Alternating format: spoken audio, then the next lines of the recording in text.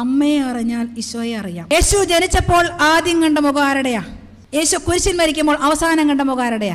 ഈശോ ജനിച്ചപ്പോൾ ആദ്യം കിടന്ന മടുത്തട്ട് ആരുടെയാ? ഈശോ മരിച്ചു കഴിഞ്ഞ അവസാനം കിടന്ന മടുത്തട്ട് ആരുടെയാ? ഈ അമ്മയായിരുന്നു മകന്റെ ശക്തി. അപ്പൊ അമ്മയെ അറിഞ്ഞ അമ്മ എല്ലാം എടുത്തുകൊണ്ട് പുത്രന്റെ ഒപ്പം. പരിശുദ്ധ അമ്മ വഴി ദൈവത്തോടുള്ള പ്രാർത്ഥനയാണ് ജപമാല. ദേവാലയങ്ങളിൽ ഏറ്റവും പ്രധാനപ്പെട്ട പ്രാർത്ഥന വിശുദ്ധ കുർബാനയെങ്കിൽ നമ്മുടെ എല്ലാ കുടുംബങ്ങളിൽ ഏറ്റവും പ്രധാനപ്പെട്ട പ്രാർത്ഥനയാണ് ജപമാല. എന്നോട് ഒരാൾ ചോദിച്ചു, സുവിശേഷത്തിൽ ജപമാലയെ കുറിച്ച് ഒന്നുമില്ലല്ലോ, പിന്നെ എന്തിനാ ജപമാല ചൊല്ലുന്നേ? എന്തെങ്കിലും ഉണ്ടോ ജപമാലയെ കുറിച്ച് സുവിശേഷത്തില്?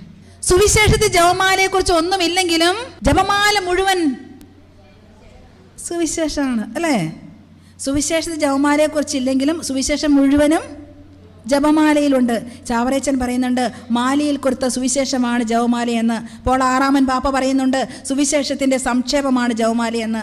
നമ്മൾ ഈ ജപമാല ചെല്ലുമ്പോൾ തിരുവചനം ഉരുവിട്ടാ പ്രാർത്ഥിക്കുക.